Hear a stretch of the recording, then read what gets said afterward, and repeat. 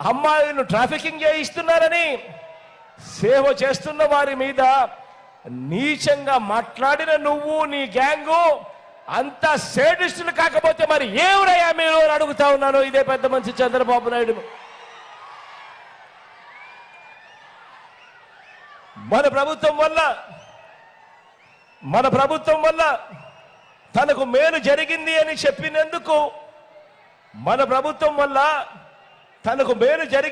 చెప్పినందుకు నా చెల్లెమ్మను గీతాంజలిని బడుగు బలహీన వర్గాల నుంచి వచ్చిన చెల్లెమ్మ గీతాంజలిని మన ప్రభుత్వం వల్ల తనకు మంచి జరిగింది అని తాను చెప్పిన ఒకే ఒక్క పాపం తాను చెప్పింది అని సోషల్ మీడియాలో అది వచ్చిందని ఆ సోషల్ మీడియాలో సైకోలతో వేధించి ప్రాణం తీసిన నీకంటే పెద్ద సాడిస్టు ఈ రాష్ట్రంలో ఎవడైనా ఉంటాడా చంద్రబాబు అని అడుగుతా ఉన్నాను. ఇలా ఇలా ఇలా ఇలా ఇలా ఇలా ఇలా ఇలా ఇలా ఇలా ఇలా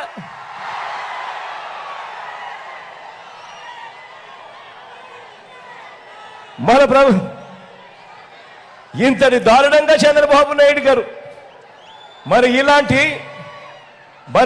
వ్యక్తి ఇంతటి దారుణమైన వ్యక్తి 14 ఏళ్ళు సీఎంగా చేసి కూడా తన పేరు చెబితే ఒక్కటంటే ఒక్క మంచి కూడా గుర్తుకొస్తుందా అని అడుగుతా ఉన్నా నేను మిమ్మల్ని అందరినీ కూడా. రెండు చేతులు పైకెత్తారా ఇలా ఇలా ఇలా ఇలా ఇలా ఇలా ఇలా చంద్రబాబు పేరు చెబితే ఒక్కటంటే ఒక్క స్కీమ్ అయినా గుర్తుకొస్తుందా అని అడుగుతా ఉన్నా. ఇలా ఇలా ఇలా ఇలా ఇలా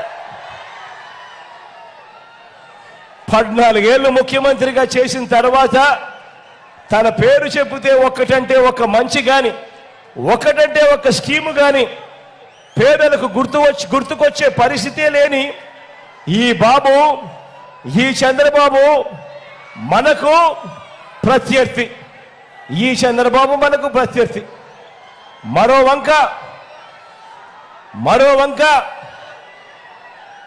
వంక మీ బిడ్డ ఉన్నాడు. గ్రామ గ్రామానికి నగరానికి రాష్ట్రంలో ఉన్న ప్రతి ప్రాంతానికి ఇంటింటికి మనిషికి అన్ని సామాజిక వర్గాలకు రైతన్నలకు వృత్తి వర్గాలకు పిల్లలకు అక్క చెల్లెమ్మలకు అవ్వ తాతలకు సమాజంలో ఉన్న ప్రతి ఒక్కరికి కూడా చేసిన మంచిని ప్రతి ఇంటికి చూపించి ఏకంగా 2,70,000 కోట్ల రూపాయలు నేరుగా మీ బిడ్డ బటన్ నొక్కడం నేరుగా నా అక్క చెల్లెమ్మల కుటుంబాల ఖాతాల్లోకి నేరుగా వెళ్ళిపోవడం.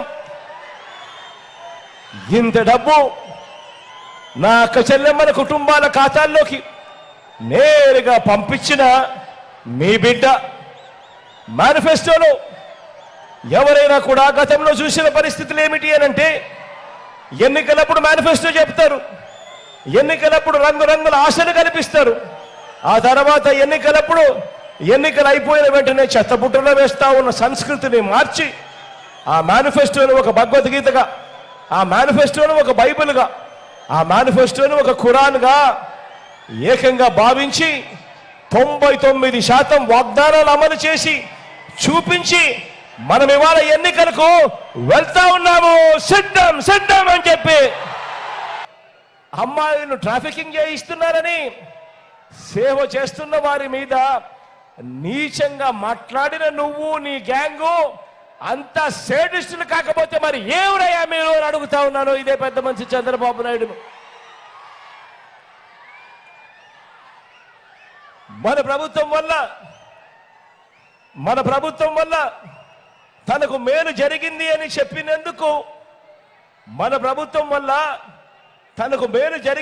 చెప్పినందుకు నా చెల్లెమ్మను గీతాంజలిని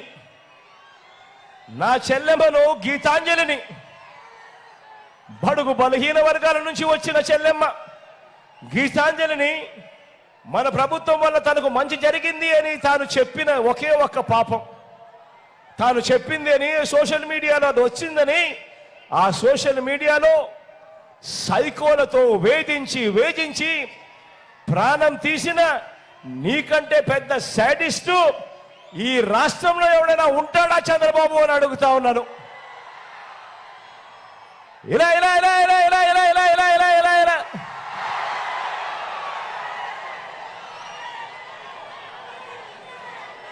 మన ప్రభు ఇంతటి దారుణంగా చంద్రబాబు నాయుడు గారు మరి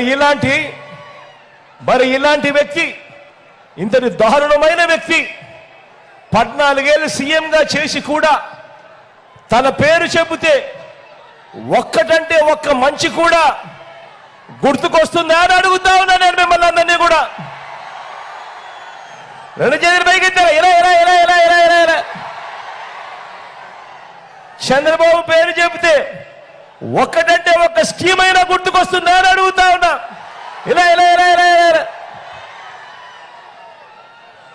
14 ఏళ్ళు ముఖ్యమంత్రిగా చేసిన తర్వాత తన పేరు చెబితే ఒక్కటంటే ఒక మంచి కానీ ఒకటంటే ఒక స్కీము కానీ పేదలకు గుర్తుకొచ్చే పరిస్థితే లేని ఈ చంద్రబాబు మనకు ప్రత్యర్థి.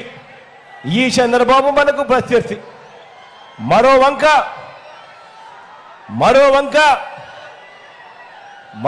మీ బిడ్డ ఉన్నాడు. గ్రామానికి నగరానికి రాష్ట్రంలో ఉన్న ప్రతి ప్రాంతానికి ఇంటింటికి మనిషికి అన్ని సామాజిక వర్గాలకు రైతన్నలకు వృత్తి వర్గాలకు పిల్లలకు అక్క చెల్లెమ్మలకు అవ్వ తాతలకు సమాజంలో ఉన్న ప్రతి ఒక్కరికి కూడా